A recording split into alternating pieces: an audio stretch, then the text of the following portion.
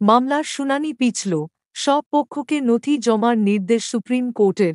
এক ঝলক সুপ্রিম কোর্টে আজ মঙ্গলবার খুলনা স্কুল সার্ভিস কমিশনের নিয়োগ মামলার শুনানি।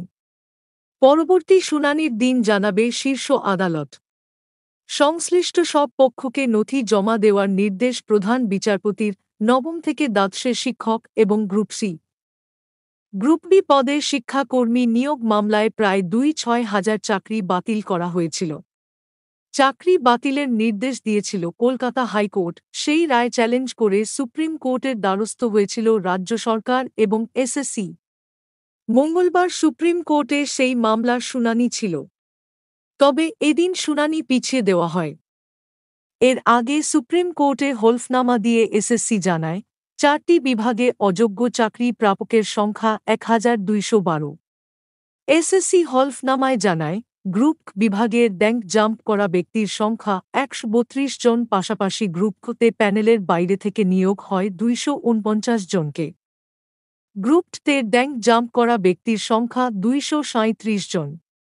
নবম দশমের র্যাঙ্ক জাম্প করা ব্যক্তির সংখ্যা ৭৪ জন। নবম দশমে প্যানেলের বাইরে থেকে নিয়োগ করা হয়েছে ১১১ জনকে এবং একাদশের র্যাঙ্ক জাম্প করা ব্যক্তির সংখ্যা ২০, প্যানেলের বাইরে থেকে নিয়োগ ১৮ জনকে। যদিও এসএসসির পাশাপাশি মধ্যশিক্ষা পর্ষদের তরফেও হলফনামা জমা দেওয়া হয়েছে। তাদের দাবি, যে কোনো পরীক্ষার্থীকে তখনই নিয়োগপত্র দেওয়া হয় যখন এসএসসি তার নাম সুপারিশ করে। তারা জানায়, পর্ষদ কোনো অতিরিক্ত নিয়োগ দেয়নি।